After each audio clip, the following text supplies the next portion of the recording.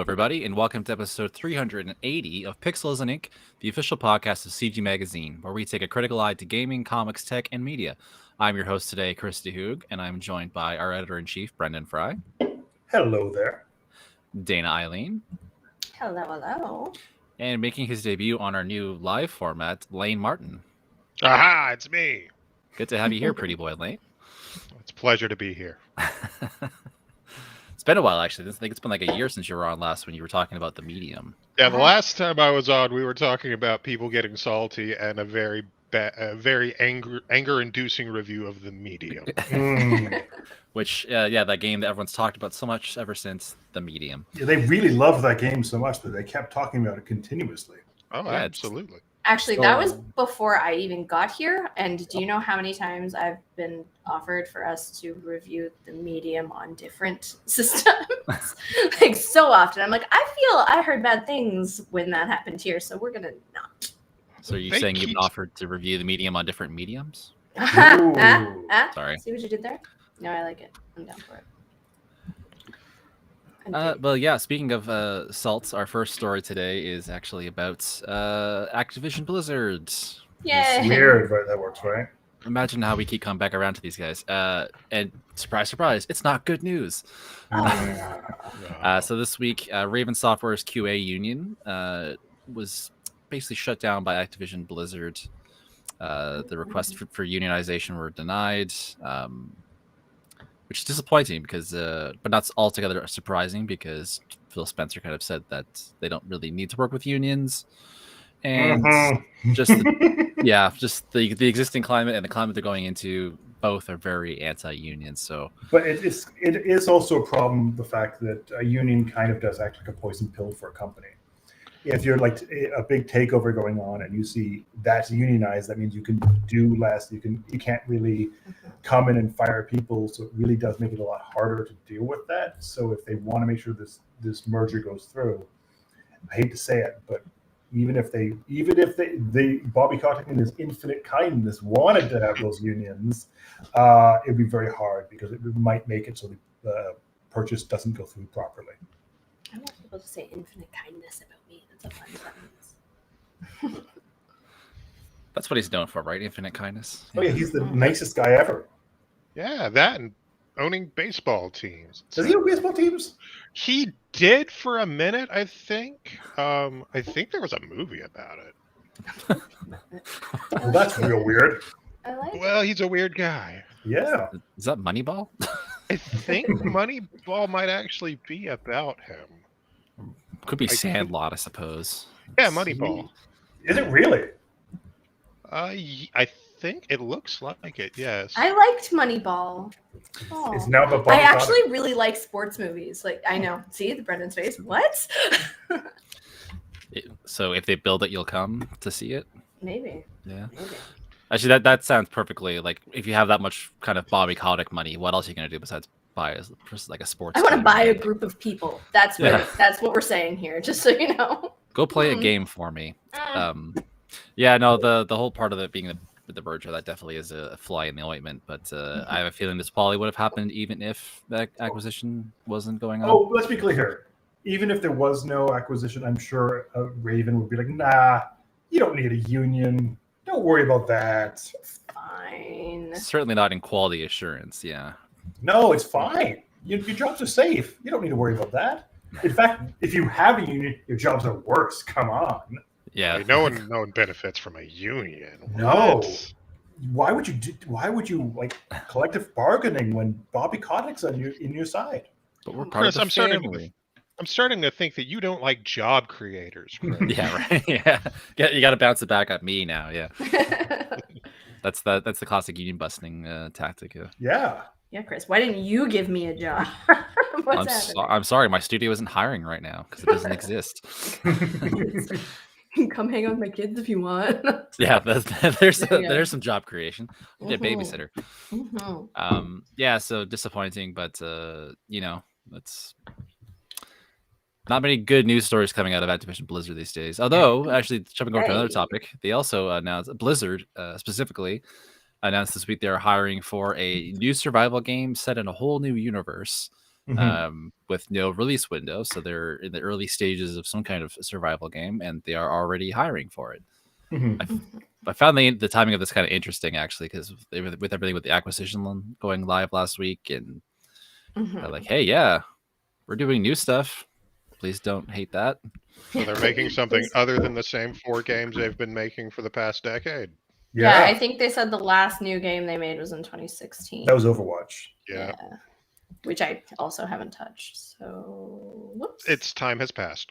Yeah, it really seems like they're just like letting that one die. Well, I mean, technically, are they doing Overwatch 2? Yeah, maybe. Maybe? But, that's a maybe? Well, the fact is, like, the head that was the head of that team has already left Blizzard. And apparently it's just kind of no one knows what's new about the game. It's just like, yeah, it's new. It's fine. It's 4-on-4 instead of 5-on-5. I think that's what you need to aim for when you're a company that's that massive. Just, it's fine. Yeah. That's all you got to do and you profit. Yeah, right? Basically. I mean, to be fair, arguably the most lucrative division of that entire company is King. Yeah, that's the weirdest part about all this. That King, their weird mobile division that they bought a while ago, is the most profitable. Well, because it's like Candy Crush, and I think Puzzle and Dragons is also. No, that's Gung Ho, I believe. Is that Gung Ho? I'm going to look this up. It would fit in, that's for sure. Well, yeah, King is a bunch of very mediocre mobile games that are basically gambling machines that make a lot of money. Farm Hero Saga, Candy Crush, that they really don't have all that much. I liked Candy Crush for a while. According to my Facebook memories. Bubble Witch. Bubble Witch. Gold. That's a thing. Gold. Pet Rescue Saga, Pyramid Solitaire, Blossom Blast, and then like Crash Bandicoot on the Run. Ooh. Oh. Running games are still a thing, huh? Why is Miscast Joe just yelling hell at us? Wow. Hello, hell. Hell. I hate you. Candy Crush Saga. They still got that boomer market cornered, right? Like those kinds of in-app purchases. Did they make Farmville? Who made Farmville? Zynga. Yeah, Farmville was Zynga. And that's now Take-Two. Yeah. For something like $12 that. billion. I remember it was a lot. These numbers just keep getting bigger and bigger, and none of it comes our way. And it's not fair. I want you all to know I almost spilled my coffee all over our setup, and I would have gotten a lot of Don't do that. That's not productive. That's not how caffeine gets in the body.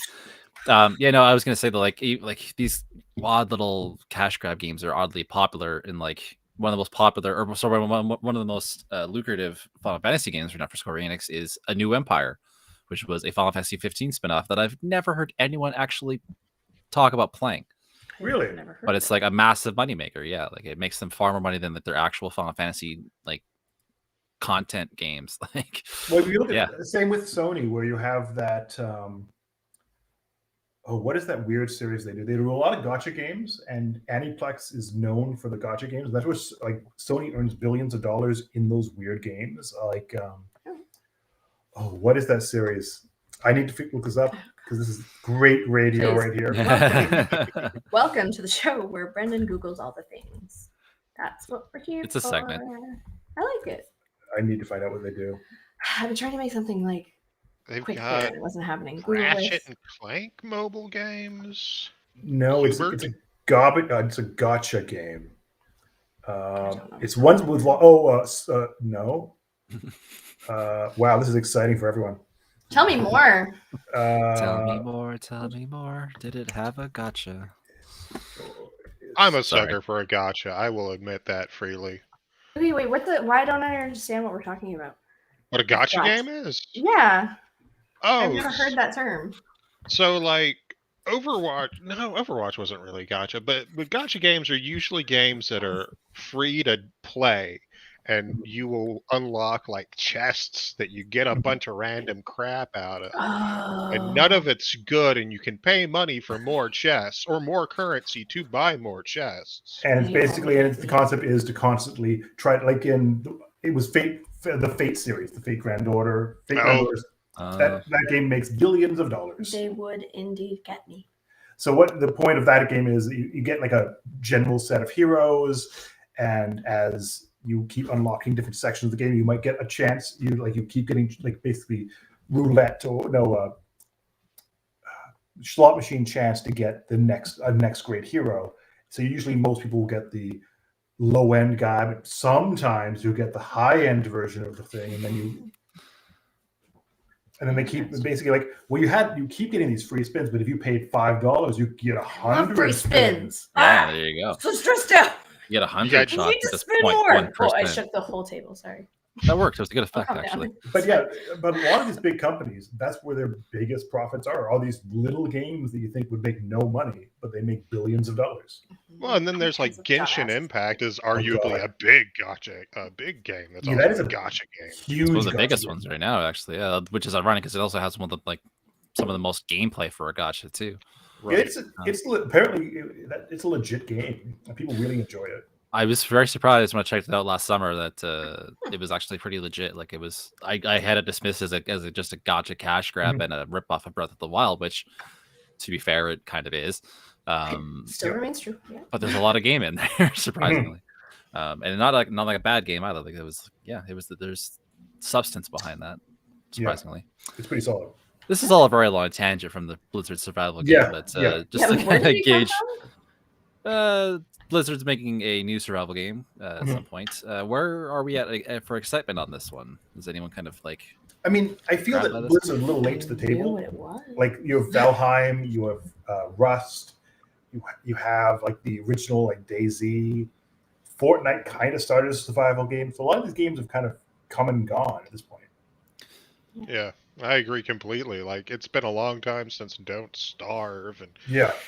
all that good stuff. And also, I'm pretty much over Blizzard at this point.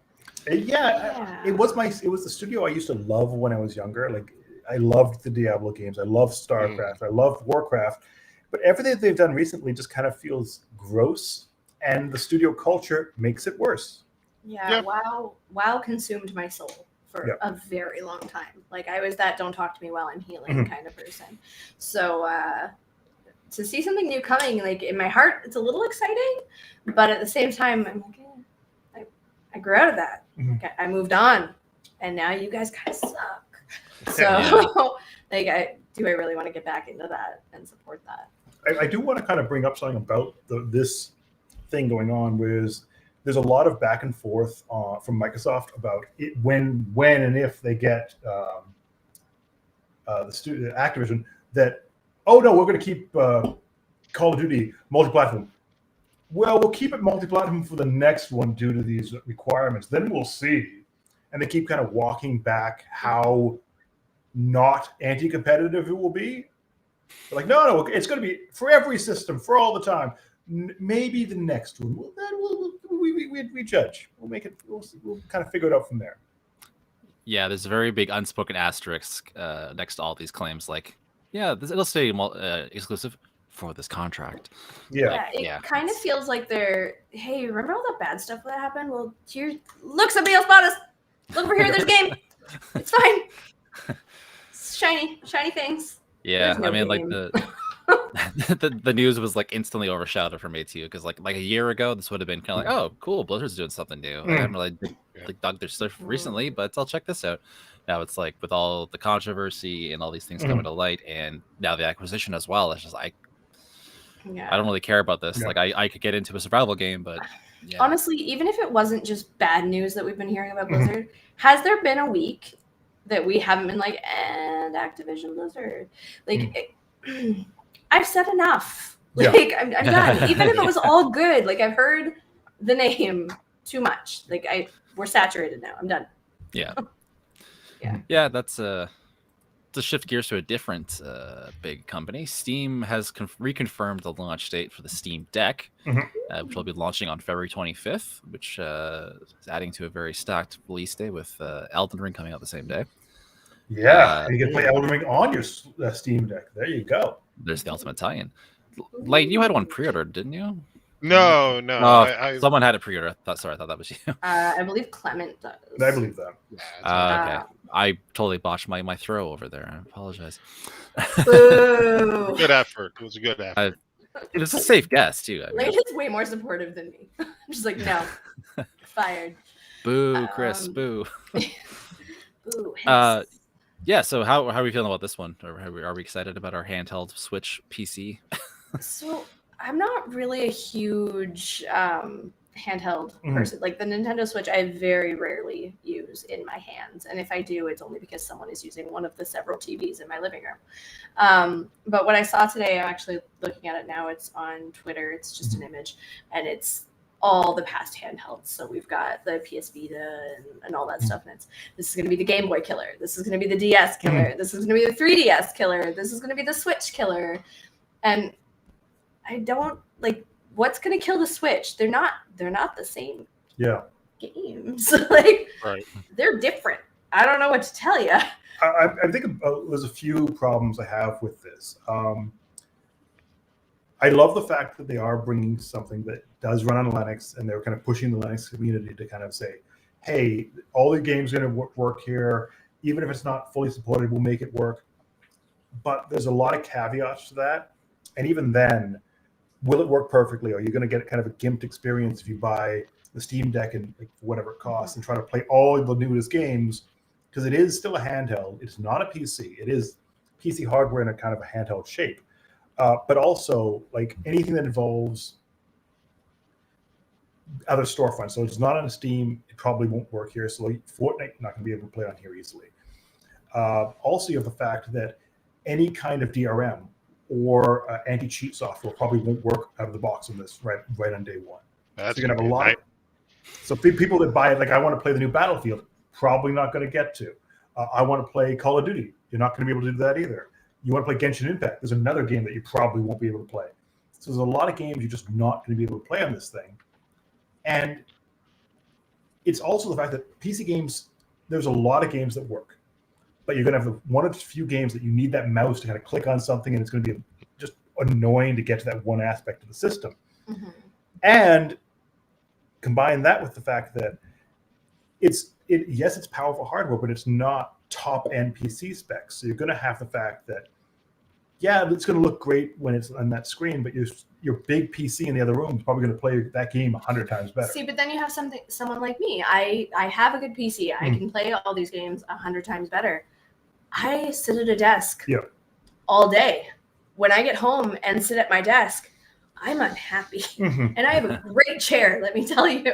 So maybe it would get me playing more PC games. I mean, I have my MMOs, but there was a game that we were talking about earlier this week, and we're looking at what it's for. I'm like, do I want to cover that? I'm like, nah, it's for the PC. I don't want to sit at the PC this week. So that would be helpful for things like that, especially smaller games. I think it was a kid's game too. I'm like, well, my 6-year-old that this game is marketed to is not sitting at my PC to play it. No. So I think it's going to have its uses, and I'm interested. And I think you're right. And I think that is the audience that does this make sense. But it's also a question of how easy is Valve going to make it. So let's say you run into a problem where a game doesn't run properly. Are you going to have to open a terminal on the side to get it all working properly, like everything else in Linux?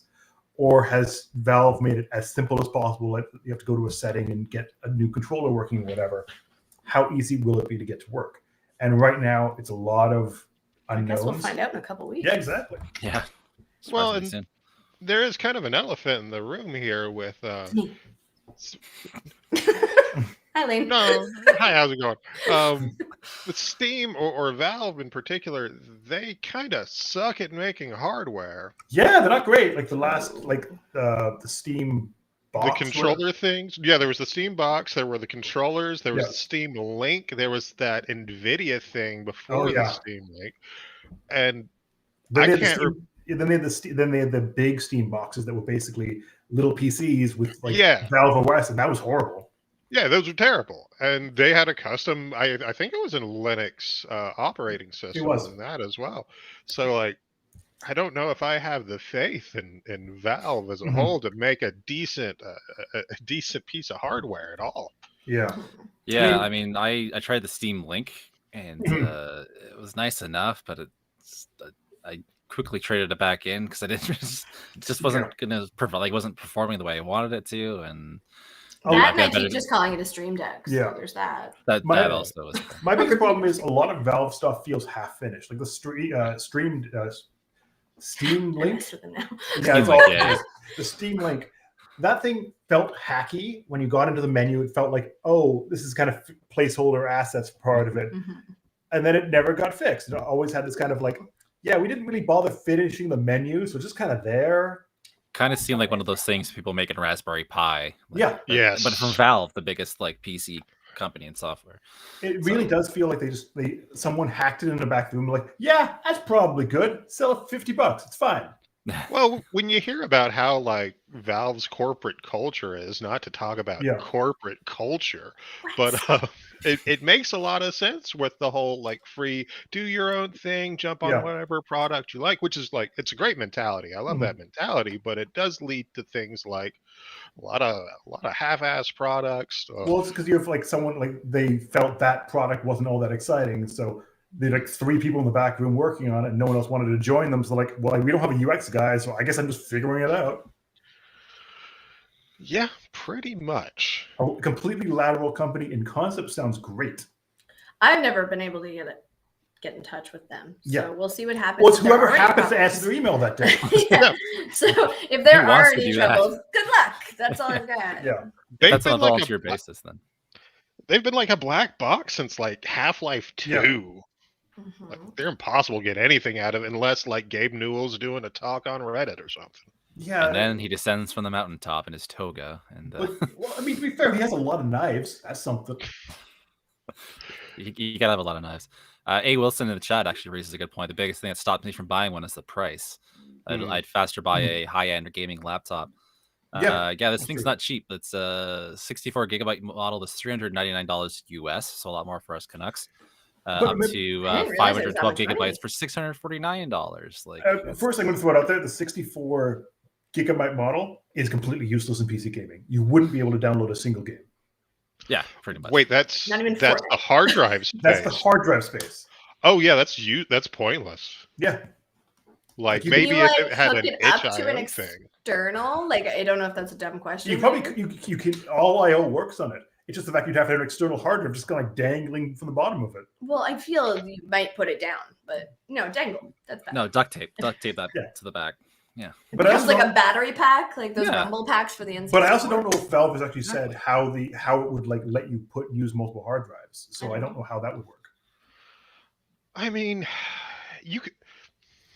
you could use an NVMe drive and get like plenty, maximize that Yeah. space, but that's probably expensive as hell, and then it'll pump it up another $100. Mhm. Yeah.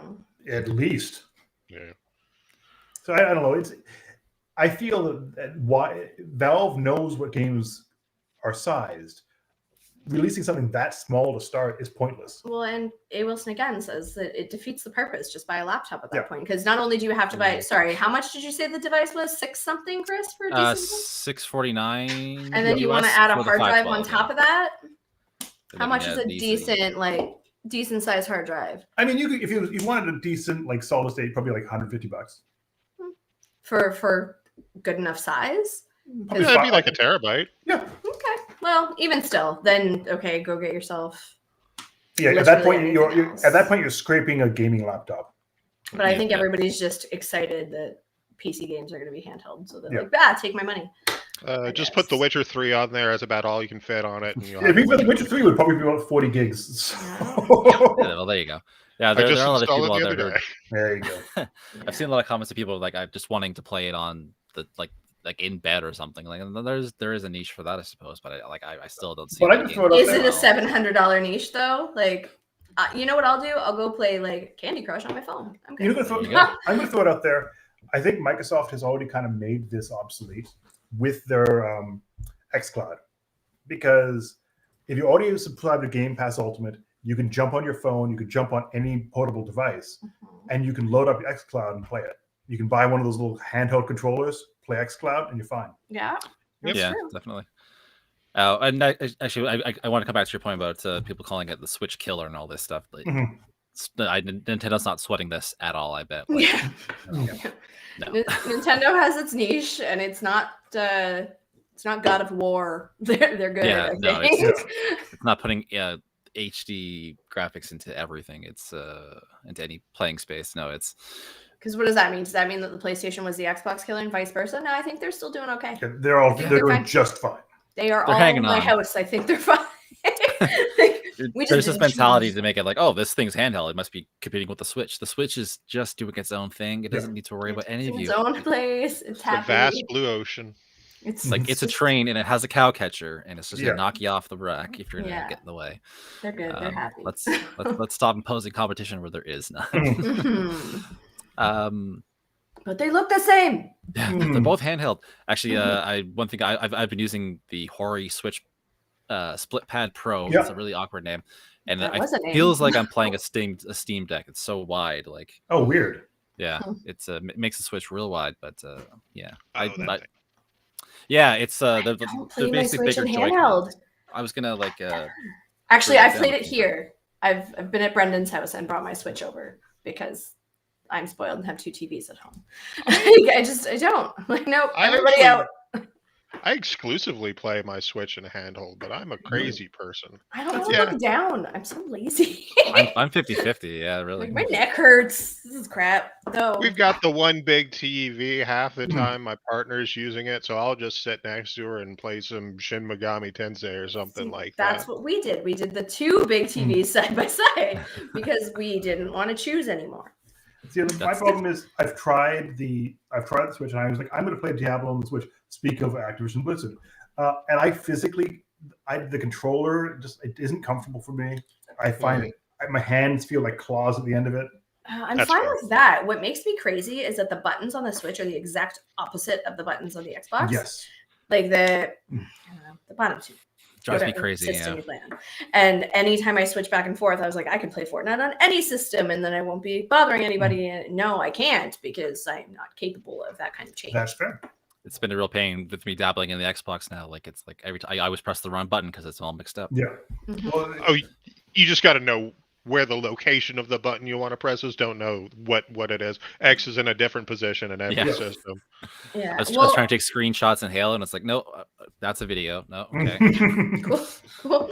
It's fine. It's fine. it's fine.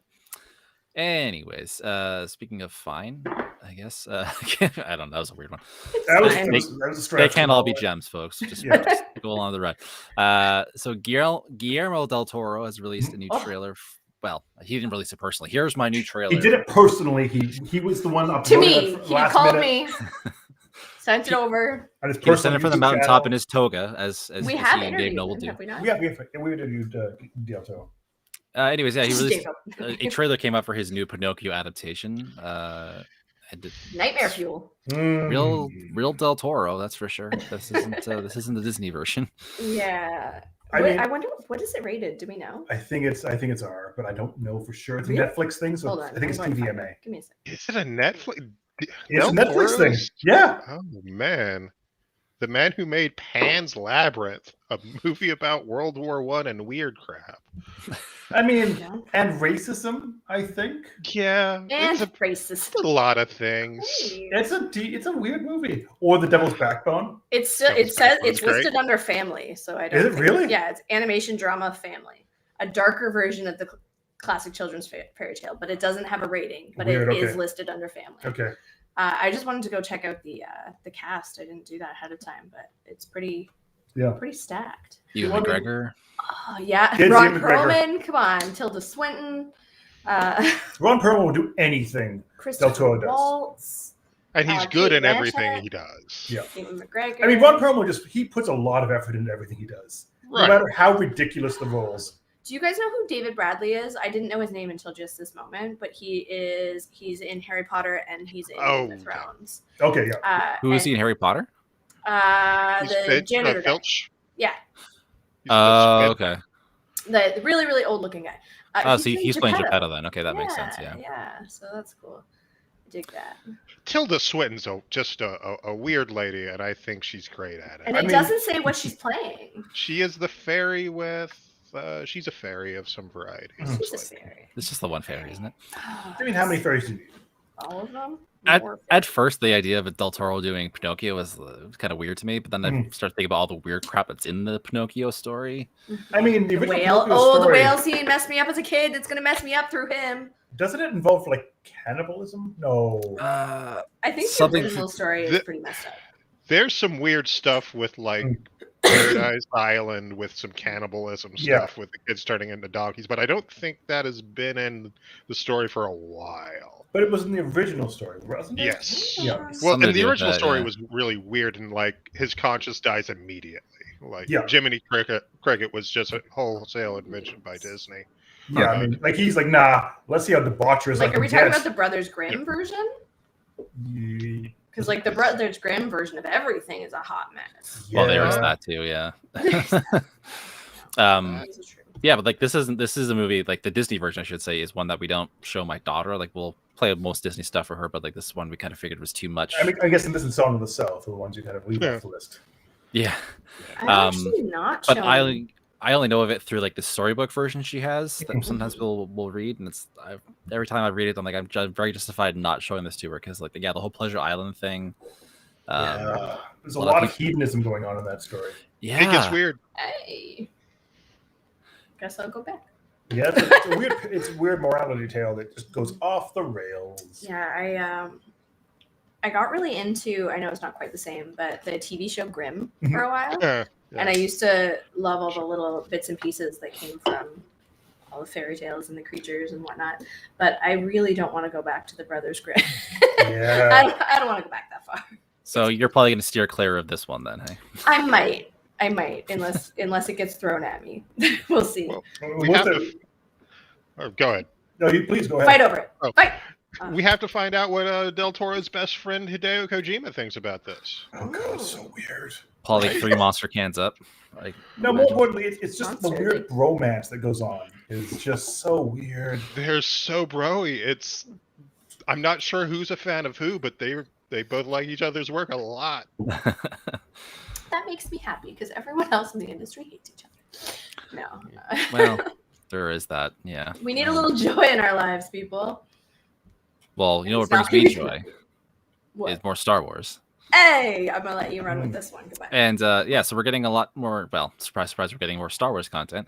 But specifically, we're getting a sequel to Jedi Fallen Order, which is fantastic news, as well as a new first-person shooter project and a third one as well. I will play a stormtrooper because I can't hit shit. So that's made for you. Yeah. Yeah, Fallen Order was a fantastic game that came out in 2019, and I'm really glad to see them actually doing a sequel to it because they left a lot of plot threads dangling that could be picked up. So I'm glad to see them running with that. But also we have some confirmation about confirmation. Yeah, we can call it confirmation about the cast for the Ahsoka series. So Mary Elizabeth Winstead from Birds of Prey and Scott Pilgrim versus the World. And Cloverfield Lane. And Yeah. see, I always forget about half the stuff she's done because when Cloverfield came out, she looked like totally different from Scott Pilgrim, so I kind of lost the connection. Everybody in Scott Pilgrim threw me. I Everybody like, was it Chris Evans was in that as a skateboarder? Chris Evans, yeah. Yeah. Chris Brie Evans. Larson. Oh yeah, she was Man, I just threw you all off. the I'm sorry. girl. What was her name? Oh, okay. I know. who Envy this is Adams, now. the Scott's Envy. ex. Mhm. Yeah, Brandon Ruth. What's his name? Jason Schwartzman. Mhm. Yeah, great movie. Anyways, Distraction. Yeah, so Ahsoka has added her to the cast as well as Hayden Christensen returning as Anakin Skywalker again. Not just Yay. Obi-Wan, He looks but weird in this now. as well. He looks weird now. Yeah. He looks ages happy. in weird ways. What does he look like now? Look, I'm googling the whole time. He looks older. That's all really, and Yeah, a little more same, happy. bro. A little balding. Hey. So does that mean the Ahsoka series is going to be pre-original trilogy? It would have to be, or like around Clone Wars time. Right. Yeah, well, the speculation is that because there's also been an actress named He just looks like he's done a lot of drugs. Sorry. there's, He does. I mean, He looks strung Fair. out. Yeah, he maybe. does, I guess. Yeah, so Natasha Liu Bordizzo, apologies if I butchered your name there, has been rumored to be She's playing definitely Sabine missing Wren. right now. from maybe you never know. Never gonna get this out. Sorry. We'll be playing Sabine Wren from Star Wars Rebels, and in that series, Ahsoka and Sabine we're going to go go off looking for the main character of that show who got lost in deep space at the end of it. But by that token, it probably takes place after the original trilogy, kind of around Mando's timeline. I'm gonna need a time map, please. I could draw you one. I know you could. But I'm assuming that Hayden will be showing up in like flashbacks or something. I mean, just who knows? Force powers are powerful; they can do anything they want. Look, I'm looking at this cast, and I see a big problem. None of these people are like 6 feet tall and blue with bright red eyes. This is an issue. This is an issue for some people. Could be, yeah. It will be interesting to see who they get to play Thrawn in live action, because that's a. Thrawn is such a weird thing. But it's so good. He's so good. Is he still part of the universe? Disney's throwing out so much stuff. I can never tell. Timothy Zahn has started releasing like 2 or 3 new Thrawn books that are similar to the old ones. It's like up to like 4 or 5 now, I think. Actually, now the question: they're up there. How does Thrawn fit into the universe after the new Emperor and everything else going on in the new movies? Because wouldn't that be tandem to what's going on with that thing? He was he pops up in Star Wars Rebels, and he's like a villain for half the series. And then at the end of it, he and Ezra, like the lead character of the show, essentially gets blasted off into like deep space. Okay, to put it simply. So they're conveniently off the map for the end of the Empire. So because I thought most of the Thrawn books, like way back when it was like the first time he was introduced and stuff, that took place after the fall of the Empire, and he was kind of the new controller of the Empire. Yeah, so like in the old timeline, he showed up and was like basically bringing the Empire back to prominence. For that trilogy of books. Yeah. So I don't know how. Sorry, continue, Lane. I've only read the first of the new series, the new Thrawn books, and it picks up during the Empire's at their power, and then like picks up stuff like Darth Vader shows up, and the Emperor is a big force. But it seems like it's giving him more backstory that we didn't get during the first Thrawn series. So they're kind of retconning it, making it so it's more of just in tandem with the Emperor and kind of like working with the Emperor rather than the new lead of the Empire. So like with him, you kind of see, at least in the first book, you kind of see like what the Empire looks like for people who are like not necessarily at the very top, right?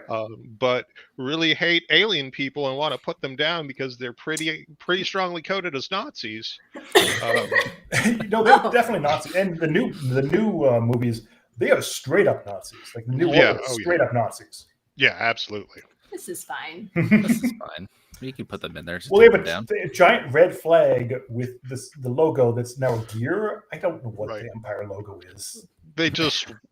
They watched that Pink Floyd music video a bunch of times and were like, that's the new order. Yeah, that's the first order.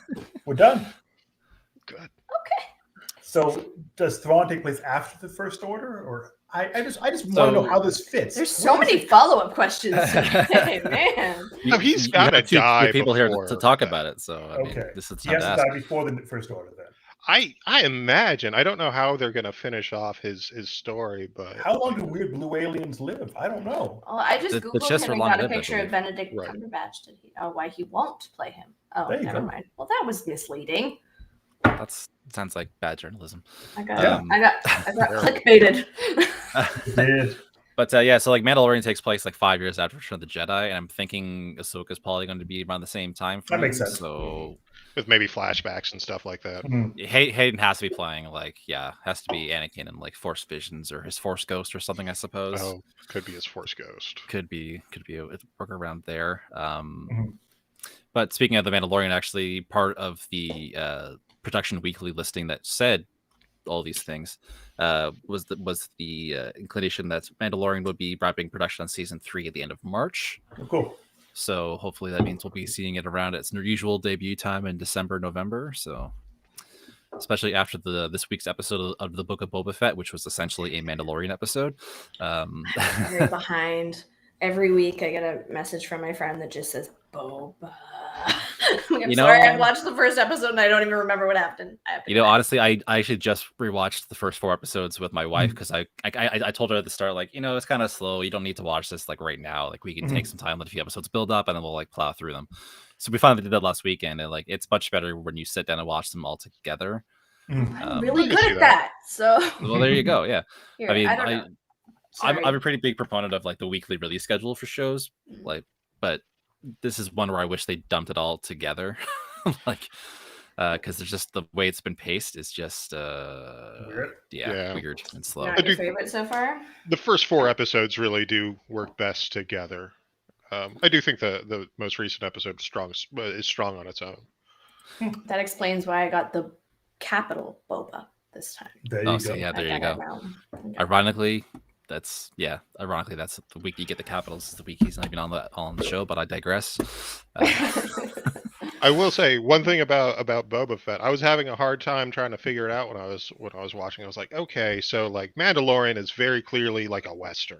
Like, Right. It is very clearly a neo-Western that is cribbing from Clint Eastwood movies as well as samurai movies. There's one episode of Mandalorian that is just the 7 Samurai, and it's fantastic.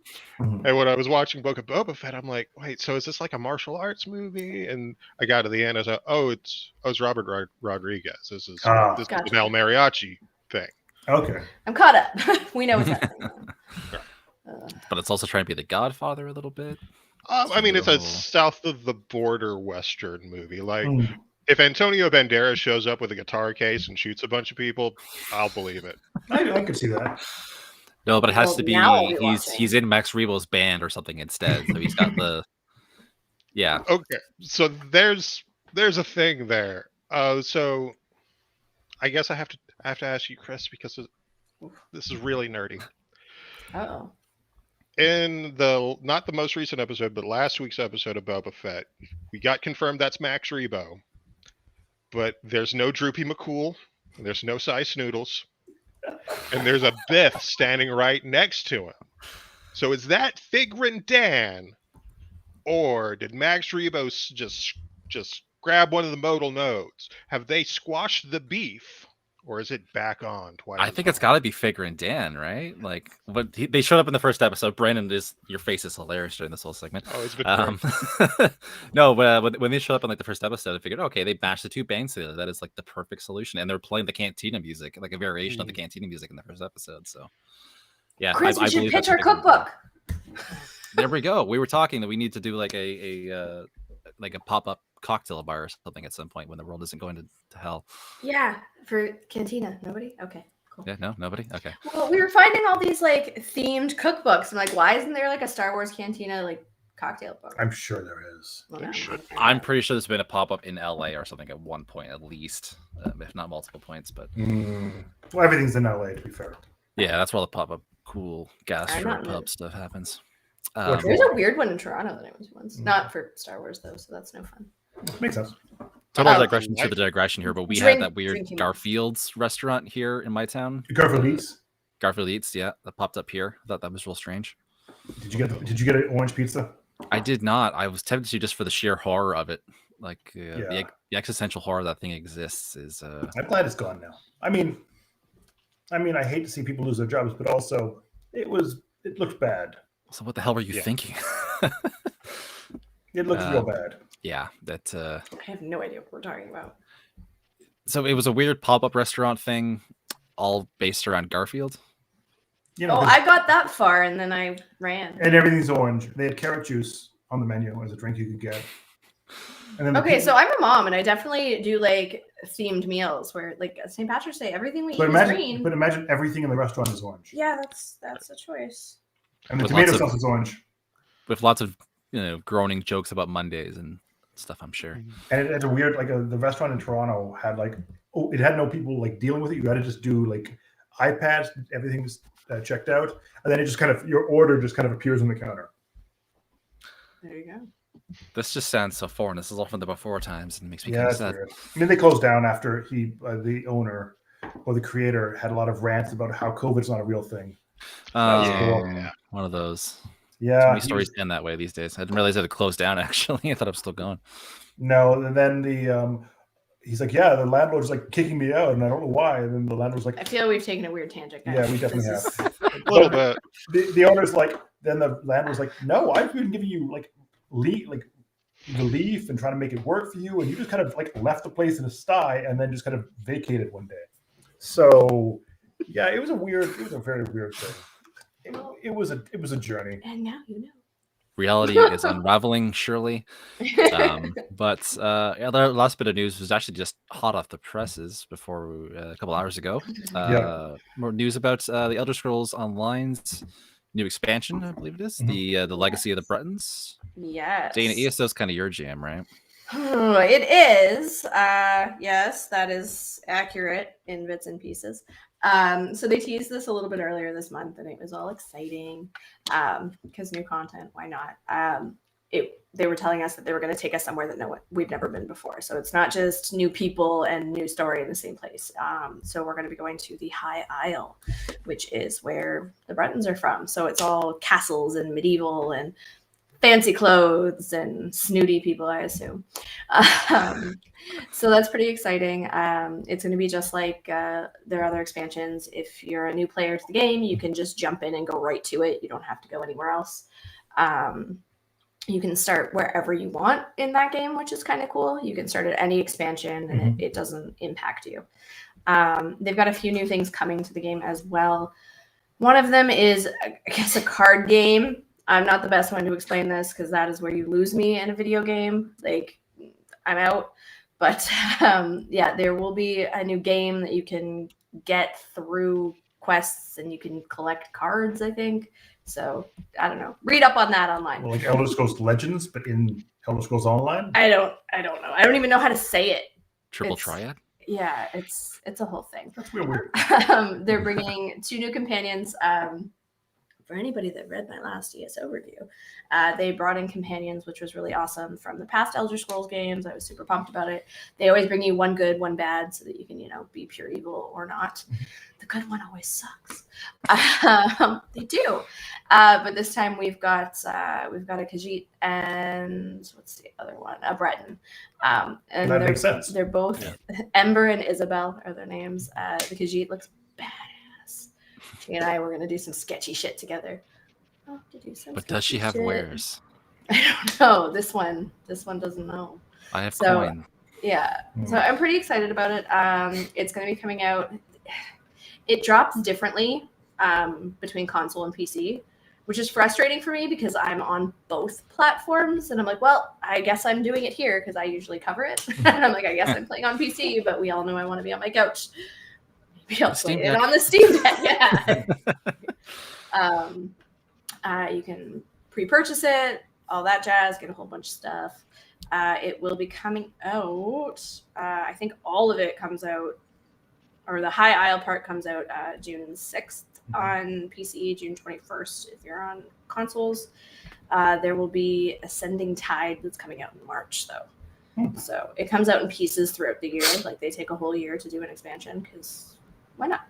Well, what else am I doing? And that was my story for the day. So do we think this might be a prelude to Elder Scrolls 6 actually getting some announcements going on? Oh God, I hope so. Who knows? I'm pumped It's for that been one. 5 ever since they showed that teaser at E3. Yeah, that was 2018, wasn't 2018, I think, yeah. That was before the dark times. it? It actually might have been 2017 because it was the Andrew WK concert, and they did it just after the Rage.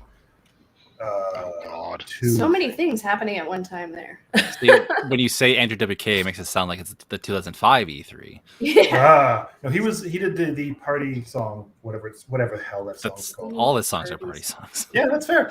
He did that. Then they did a trailer for Rage. Then they had the first announcement for Elder Scrolls, and it's like here's a sky. I'm an Elder Blonde. Scrolls girl through and through. Like I when it comes out, be prepared for me to not talk to you anymore.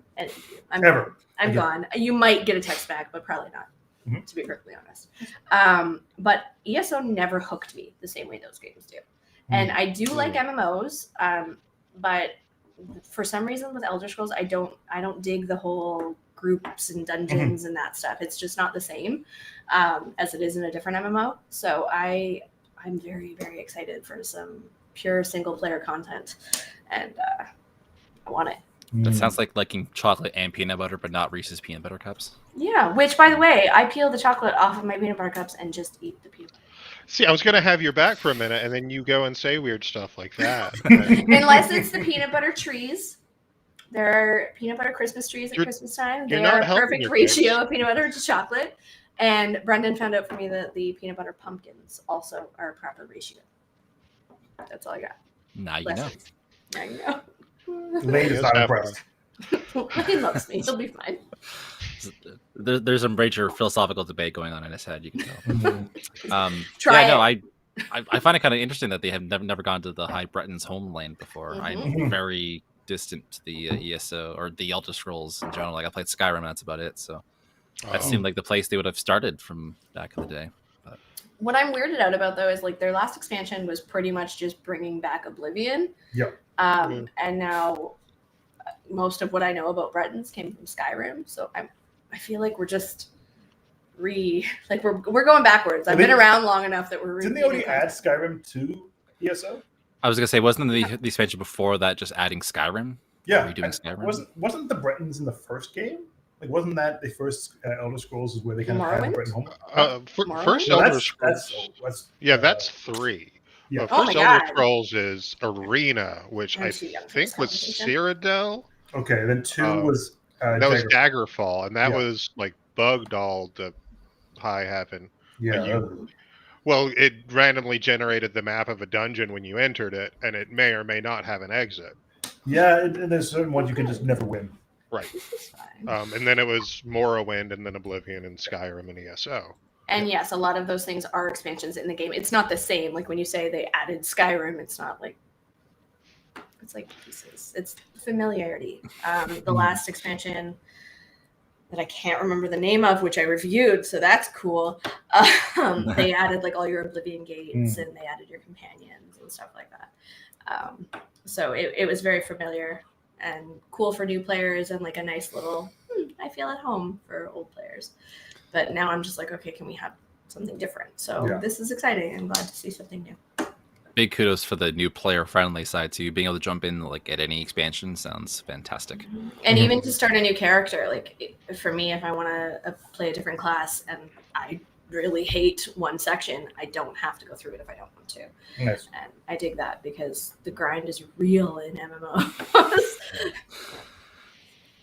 All right, well that's pretty much wraps up the news segment. So now we'll move into our reviews and impressions and our what you're playing segment. Dina, do you want to talk about the chair? I do want to talk about the chair. I think I'm allowed, so I'm gonna. There's things that I'm not makes sense. allowed, but I'm allowed to talk about this chair. It's called the Mavix M9.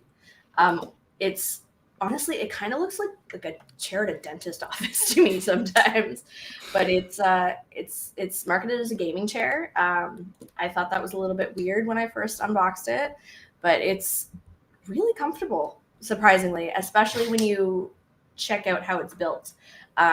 Like Brendan and I, who is looking down a lot, we are completely different, like comically different sizes. I'm 5'1", he's 6'2", and this chair will not hit either of us in lumbar support. On its highest setting, it's way below where it should be on me, and I'm wee.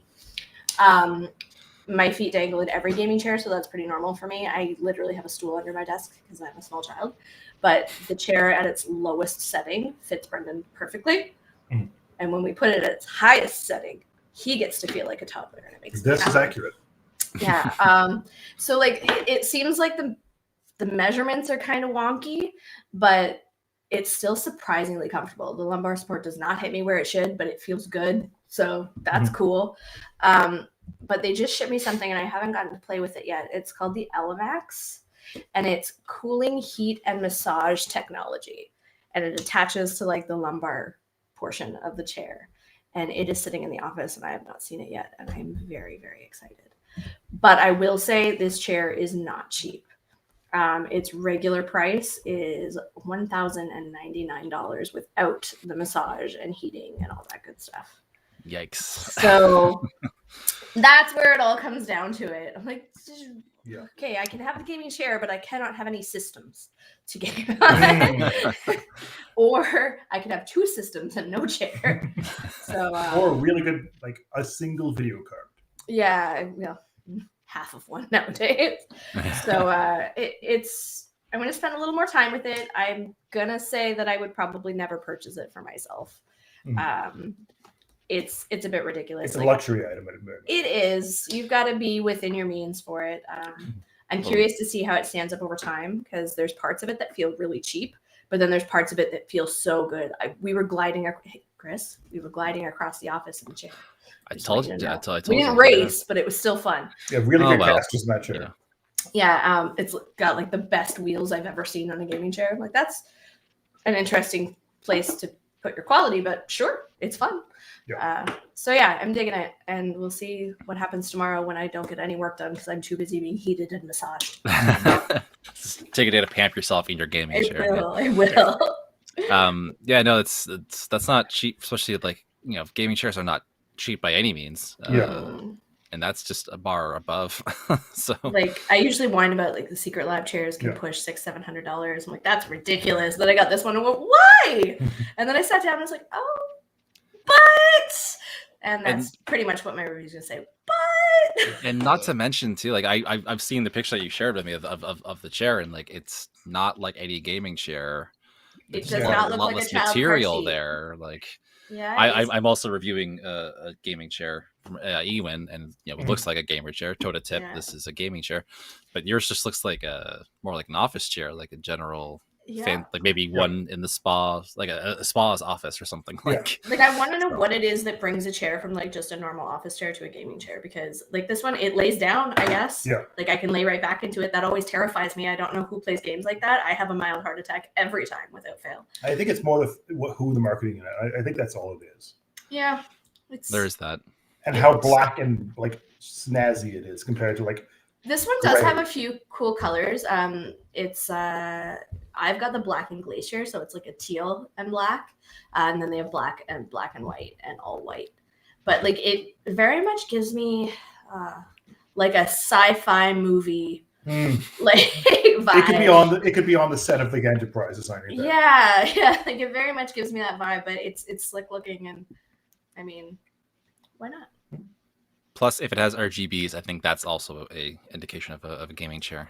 Yes. By definition. I believe the Ewin desk that we have, you have the chair, but Joe has the desk that has RGBs, GBs. Anybody? I'm never going to get it right. RGBs. Can we please call it that from now on? Because I cannot get this straight.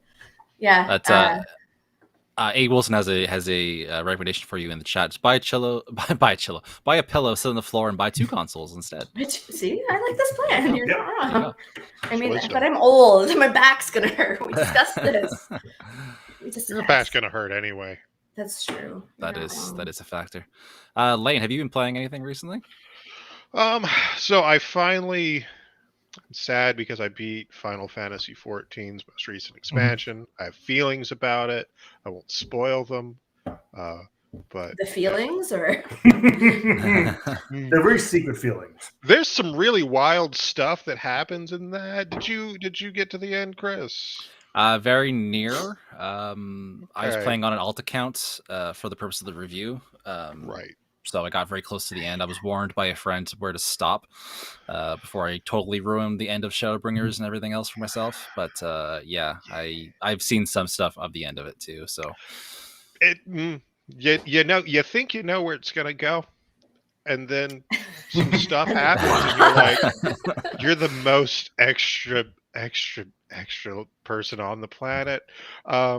But I enjoyed that a lot. I'm still dipping back into it. Other than that, I'm revisiting some older games that I've been wanting to revisit. There's a game I reviewed, I think, like the first year I worked here, so about 4 or 5 years ago, called The Lion Song.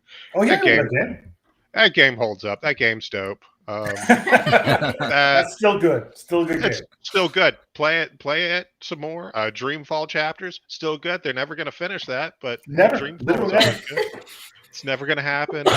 They stopped making games, I think. Who So made I've that been one? playing. What's up? Who was that did that? So Chapters was a Kickstarter thing. Okay.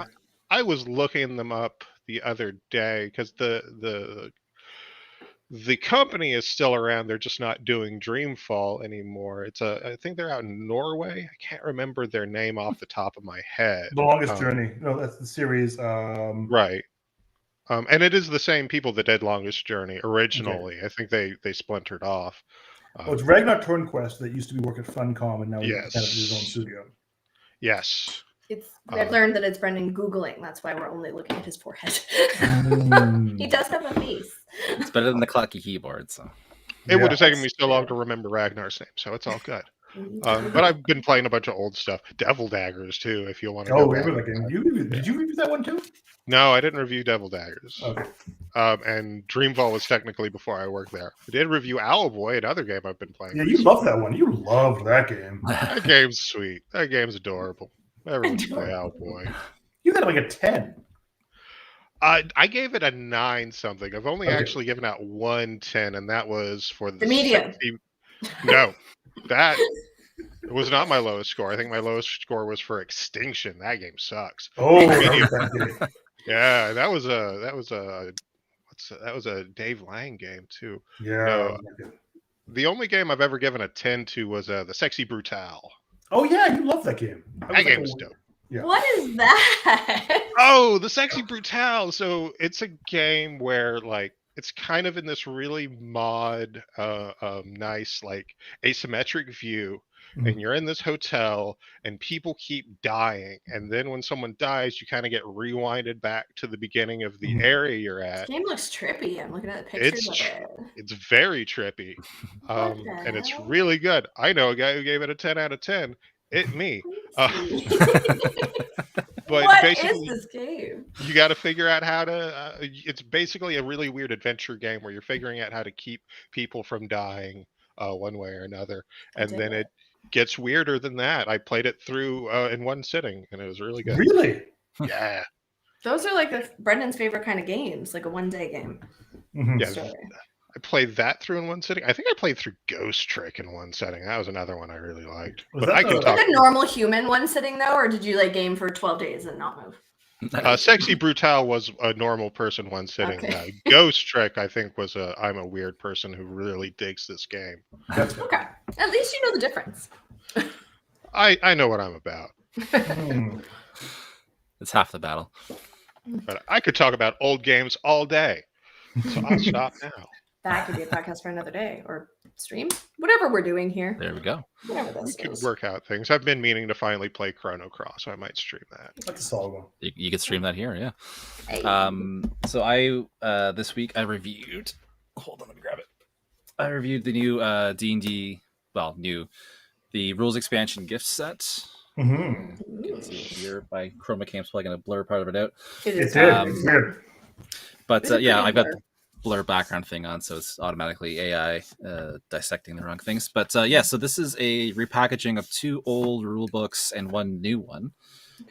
If you play D&D and you do not own Tasha's Cauldron of Everything or Xanathar's Guide to Everything for the new edition, highly recommend this. Cannot recommend it enough. These are things you need to have at your gaming table as far as I'm concerned. I've been loving them for years.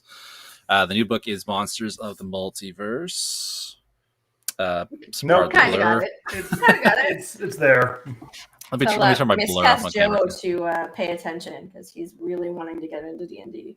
So yeah, so by Chroma Camp's butchering it, but there's a very nice foil finish on them. I can see it perfectly right now. Oh, there we go. Right there. Very nice foil finish on. It's very subtle. It's not like it's a garish like a Pokemon card in foil.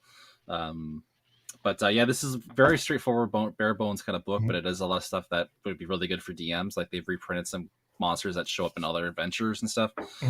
So it makes it really handy to have them at the table in an easier form to carry around.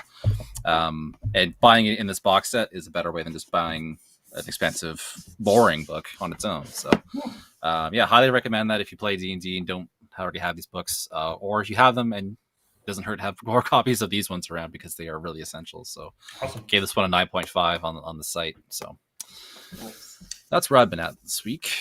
Some other stuff I can't talk about yet, but Secrets. Wait, what are you doing that's a secret? well, wait. stuff's in progress, so technically okay. we save that Okay. stuff Well, when it mine's comes in out, right? progress. So I didn't do that. I needed to talk today. I'm upset about my massage chair. I needed to talk about it. that's fair. It's legit. What have you been up to? Me? Yeah, you. Oh, I got to review the new Kristen Bell TV series. Give you $1 if you can tell me the name of it. The woman in the house across the street from the girl in the window. He's reading that. I am indeed. It was an interesting series. I did like how it plays the ludicrousness of the scenario straight. And it feels, for the most part, like it's just basically the Rear Window type of scenario where a woman is kind of divorced. She's lost her child, and she's just kind of like living on wine and drugs every single day, looking out the window into a As you little do. cul-de-sac. Very like Rear Window-esque. And like it's a little absurd early on, but it isn't until you get later in the series where you're like, no, this is real dumb. Like they're playing it straight, but this is real dumb. But like good dumb or bad dumb? It's like if Brooklyn Nine-Nine, like, so there are like serious moments, like most of it's serious, but they're saying really stupid stuff and just letting it slide. They're like, yeah, this is the thing. And everyone's like, yeah, okay, that makes sense. That makes That's sense. fine. There's like no laugh track. No one like burst. Like there's no overt jokes. It's just kind of a slightly skewed satire on the thriller genre that everyone knows and loves. That seems like a very like niche audience. I feel like everyone on the planet is going to watch it, so it's going to be top on Netflix. But then half the people are going to be very much like Don't Look Up. Yeah. Like half the people are going to be like, "What was that?" Yeah. And the other half are going to be obsessed. Like as you go to the ending, it's just like Don't spoil it. I'm not going to spoil anything. Okay. So the last episode, Spoil it. I want to watch it. the last episode is off the walls. And you're like, oh, sure, that's where they're going. Cool. But it's like, this is fine. How many times have I said that to me? But yeah, it is really interesting. But if it anyone else in the title role other than Kristen Bell, because she does that deadpan kind of sarcastic way about her that she's really good at. If anyone else was in the role, they'd either play it too silly or too straight, and you need that kind of sarcasm to make it all work. She's good for that. Yeah, that's her character. Yeah.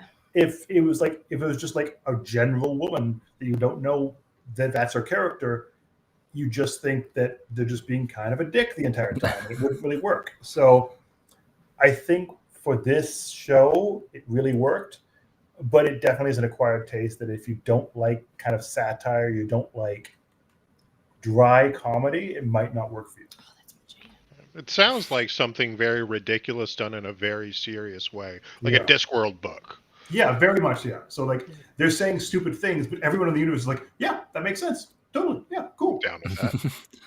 No, like was this like written for Kristen Bell specifically, or was I this, think she's a producer, an executive producer in the show, so she's definitely had a part in it. Yeah. okay? So it's like it could have accidentally gone to the wrong person or something. It just No, totally I fell feel apart. that she definitely helped make this thing in reality. It's fair.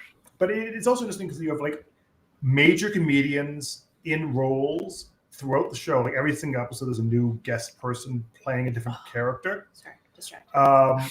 But they play everything straight. So you all have like major comedians just like as a bit part, just to have like 3 lines. Like, was that?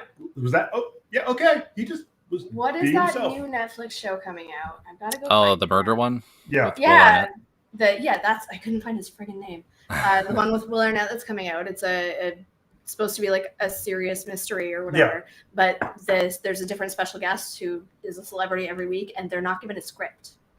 Oh.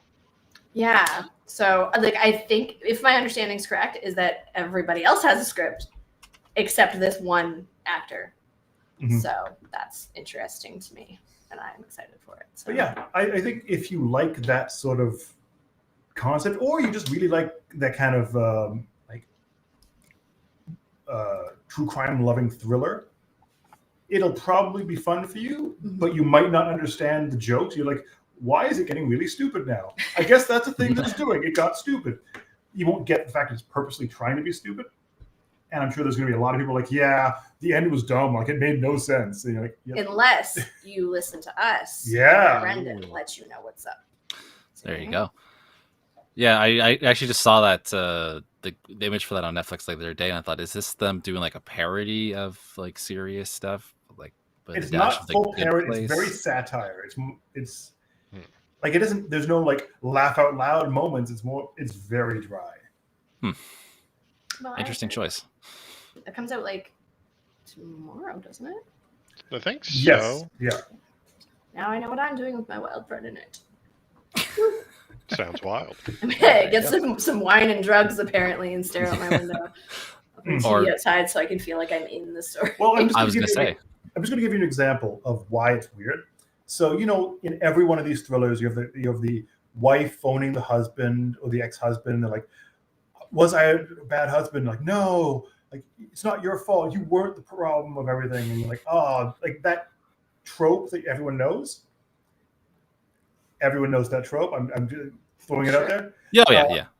But in this situation, he's in a meeting with he's a therapist, I mean a very light spoiler. He's in a therapy session with someone for the criminally insane, just sitting across from him as he's having this phone call, and the person across from him just giving him weird looks the entire time. God, this sounds like a bad play that I wrote in high school, where I thought everything we wrote was hilarious, and the class is like. I'm gonna give you one other spoiler that's like first episode spoiler.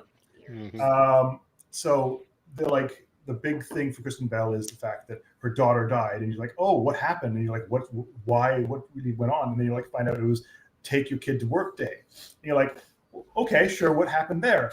And then you see the dad or the husband walking down a prison with this little girl, and the thing is, he left her alone because the door locked on him as he was interviewing one of his patients, and then he was a cannibal. Well, And that's how. And I'm like, spoiler. that's really dumb. That was a spoiler. I mean, it's like a first episode spoiler. I don't care. Now I'm not going to be as pulled into the story in the first episode. I'm going to be like, this show sucks. But I mean, then she and Kristen Bell's so distraught because she reminded her husband that it was take your daughter to work day. Because that's the problem in this situation. It's fine. So that's just that's the kind of the level of humor we're getting here. Kind of reminds me of when they revealed how all the characters died on The Good Place, like originally. Yeah. But- Definitely has a Good Place kind of vibe. It very much kind of a good level of humor, but a little less ridiculous. Yeah. Well, It doesn't sound less ridiculous. But the Good Place, there's straight up jokes. This one is more of just. Those are haha funny jokes. These are jokes. You're like, oh, yeah, those are. Kids and cannibalism. Man, I'm gonna have a great Friday night. Yeah. Oh, I was thinking of Brooklyn Nine-Nine for a second. I was gonna say Good Place had a cannibal too, but that was Brooklyn Nine-Nine. There was a cannibal that kept going back to. Very slowly been watching on Netflix. Very slowly. It's good. Speaking of Brooklyn Nine-Nine, actually, it was kind of weird watching Encanto last weekend with my daughter and hearing Rosa have actual range. Yeah, I've been getting a lot of her TikToks, and she's singing along with all the songs. I'm like, what's happening? I didn't register that she was the character. Yeah, she's the main character in it. And I very polar opposite. Yeah. I did not catch that. Well, the character of Rosa, she has a completely different voice than her natural voice. Yeah, she's very down here. I'm a big tough chick. Yeah, I remember there was a musical. No, there was an episode where she sings karaoke, and I remember oh, she's a theater kid. She's got range. Yeah, she was also she was on In the Heights as well. Yeah, she was. Oh, was she? Yeah. The first time I ever saw her outside of Brooklyn Nine-Nine was on some talk show or whatever, and she came out in a big flowery dress. I'm like, what is that? That's not leather. I do not accept. Well, it's funny because I'd never seen Stephanie Beatrice in anything else, not even interviews or anything else ever before. So yeah, then Mirabelle in that movie is very peppy and very different. So I mean, it's just kind of one of those moments. That was a pretty solid movie as well. I also watched that in the last week. Me too. Double dipping on the What You're Playing, but and now my son is asking me every day, "Hey, can we watch that show?" He can't say Encanto though, so it's pretty great. It's a show, movie. It's a movie. Okay. Movie, yeah. On Disney Plus, and I just pretend not to know what he's talking about. I don't know what that is, bud. I'm very glad that I'm not the only one who has to get to that question every day. So. Yes, we are in the same boat. The same Like, boat. I don't have kids, so I have to make my own excuses for wanting to watch it again. There you go. Good animation. I cried she's my tall. eyes out during that movie. Like I ugly cried. My son gets in my face. Mom, are you happy or are you sad? I'm like, these are happy tears. It's fine. So no, I'm not watching it anymore. Unless I need a good cry, apparently. Well, there you go. You used Yeah, to watch actually, Shawshank. No, it's Encanto.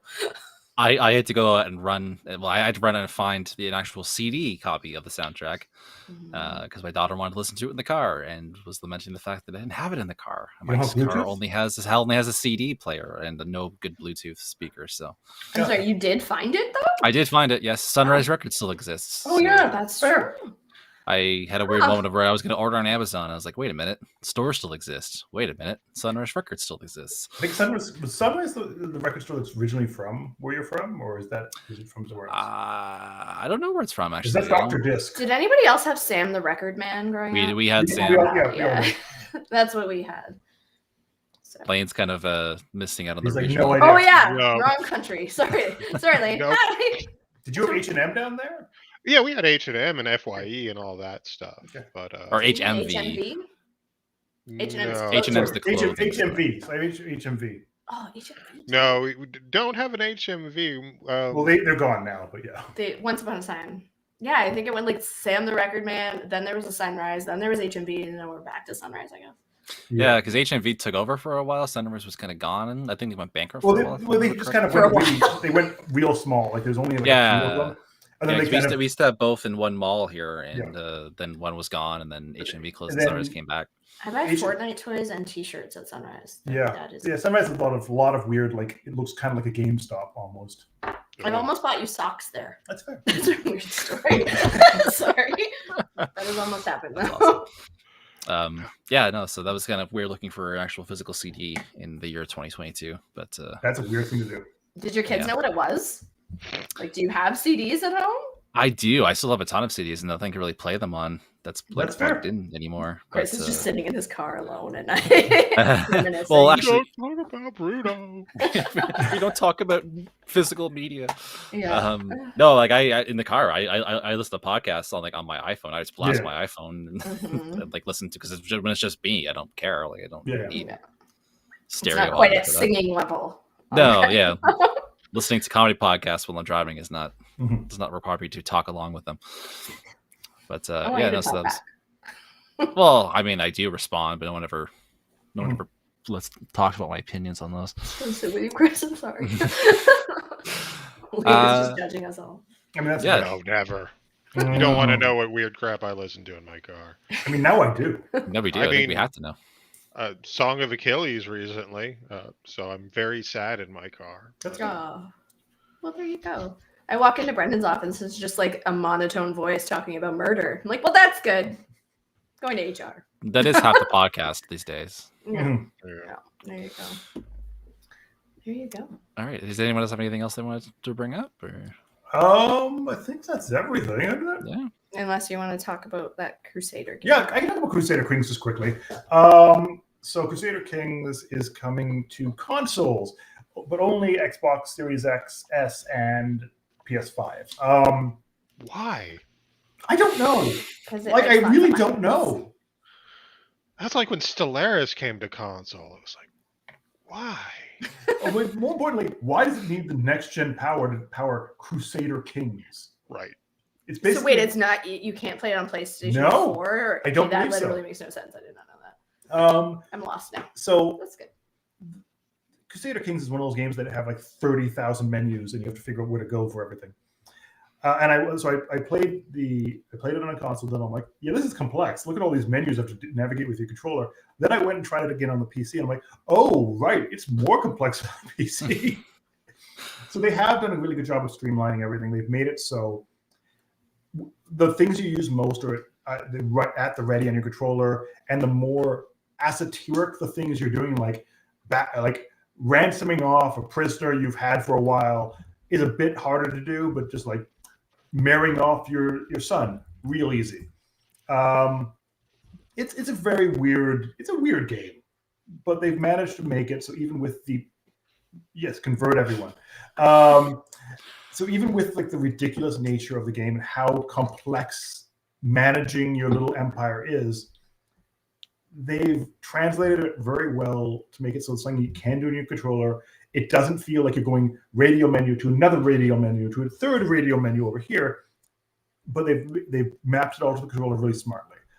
Do I think it makes the game easy? No, this is still a deep strategy game that you're going to need to really want to get into the weeds about how you're going to rule your kingdom and how you're going to wage war, who you're going to marry. It's still that weird, deep experience that you have to be a certain type of person to play. But that sounded like a judgment. But if you don't want to spend like 30 hours in your PC chair, unless it's the PC chair Dana's testing. Yeah, maybe. We'll see you tomorrow. I'll let you know. Unless you're that sort of person, this is the great way to kind of get into the game, play it, and actually enjoy it, and let your turns go by and just like, oh yeah, now I'm going to marry this guy. Now I'm going to assassinate the Pope. Now I'm going to elect a new Pope. Now we're going to switch to paganism. We're going to go over to paganism now. Now we're going to go. That was all you, okay? Yeah. I watched a little bit of this game and I did not realize how complicated it was. And he was like, why won't these people convert to paganism? I'm like, maybe not your audience. I don't know. I know that the best part of my honeymoon was when we worked with the Pope. That was a really good use of my honeymoon. Yeah. Someone did it. And then like, I had a thing like, you have to make the Pope doesn't like you. It's like, let's kill the Pope then. So I went on a weird backstabbing situation, and then I blackmailed him by saying, like marrying someone else to his cousin. Like I did a weird thing. Is this coming to Game Pass? I feel like I may get lost in a very deep dark hole while I binge the other weird show. It's gonna be a weird Friday night. But there was also this thing where like, this is the game that people have been like modding for years. Like they've made a Game of Thrones expansion or the Game of Thrones mods to the second game. There was someone that found a way to marry his horse to his daughter, and then their horse kids had children. It got horse weird. Kids, they're horse kids. That was a sentence that was just said. The horse married someone else, and then they had a kid. So it transferred the genes of the horse, came to the next level down. And that's where we're going to call it tonight, folks. Horse kids.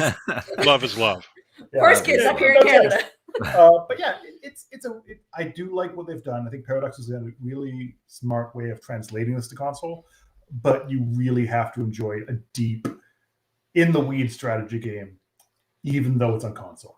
Or get a Steam Deck. Can we turn it into some sort of drinking game? I mean, you absolutely could find it. Literally, Drinking game. How many times a vassal wants to be part of your court, or how many times the Pope is really upset by you converting his I just found a new way to bring video games into my relationships. Drinking games. That's there you what go. We'll be doing. So is this more? So like I was thinking when you're talking of Civilization Revolution back on the 360, I think it was. I think Civilization Revolution's dumbed down some aspects. So it didn't dumb them down, but it simplified the concepts of the game. This one doesn't. This one, all the weird like nuances, all the weird tech trees, all the different options you have in the experience are still there. It's just a control scheme that makes sense on the controller. So it's still everything the PC version has is in this game, other than the expansions, which they're planning to bring them later. But it's all still in that game. So you still have all the nonsense the game's known for.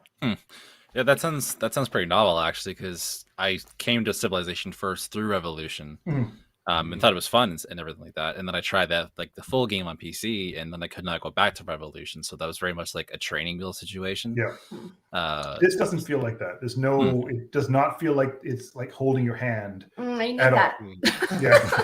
Especially if it's going to be a drinking game. But if anyone that is jumping into it, the tutorial is really useful just because it shows you exactly where everything is. And if you're coming from the PC, you're like, well, where's that menu? And how do we get to this thing? The tutorial does kind of point you in the right direction where everything is. So I think that is useful for people. Good. When you were saying that it takes a certain kind of person to enjoy these kinds of games, I almost got offended for a second, and then I looked at a script that I'm writing on my computer here titled "Do I Like Boring Games?" and I decided to shut up. I look forward to reading that. So there you go. It's made for you. Sounds like a dash of Spore and Sims in there too, with all that Oh god. weird genetic stuff you're talking Spore. about. But Horse kids. yeah, Horse Kids. I think that's going to do it for us this week. If you'd like to read more on most of these topics, not the horse kids. not the Horse Kids, Well, Maybe. do it. Maybe. Maybe I can editing Brendan's review later. Horse kids. Anyways, you can read more about these topics on cgmagonline.com. Be sure to follow CG Magazine on all the socials. Just search for CG Mag. You'll find us. And if you have any questions or comments, please send them to podcast@cgmagonline.com, and we'll check them out on the air. Lane, thanks for joining us again. Nice to have you on. Thank you for having me. Where can people find you? Well, I'm Lane Martin. You can find me on Twitter at FritzVault. That is FritzValt. I don't post a lot on there, but if you tag me, I'll see it and might post on there. Who knows? I tagged you. Maybe. I saw. You can talk about Sexy Brutal with Lane. Yes. That's right. We can talk about all sorts of things. We can talk We're gonna about auction old that games. off for charity. Talk about Sexy Brutal with Lane. Sure. Look, there's weirder games. Look, I am working on that top 10 we were talking about, and there's weirder games we can talk about. I'm so excited. Like, so excited for that. You have no idea. You'll see. Dana, where can people find your reactions to that review when it goes up? Oh, everywhere. On most socials, I am at the Dana Eileen, DAYNAEILEEN. On Twitch, actually, I'm just Dana Eileen, though. That's me. And Brendan. BFry26 on everything. Well, I mean, Instagram, Twitter. Wow, that shut down real quick. Twitch. I think I'm on Twitch too. He is on Twitch. I think on TikTok as well, but I don't have anything there. But you can follow It exists. You can stare at my blank screen. It's fine. No dancing memes from you there on TikTok, but after that drinking game, maybe. And you can find me on Twitter at Hoogathy. That's HOOGATHY, or here on Twitch at Guild2Taps. I think that's gonna do it for us. Thanks for listening, and I'll catch you next week. Bye.